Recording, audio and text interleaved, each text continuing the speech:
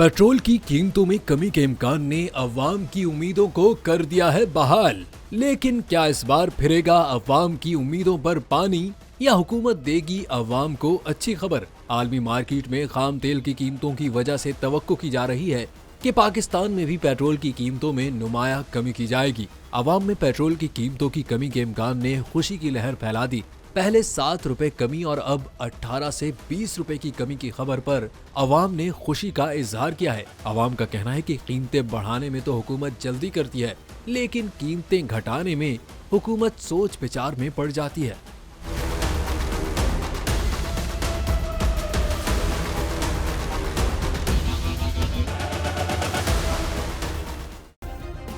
Subscribe करें और bell दबाएं ताकि कोई खबर रह न जाए।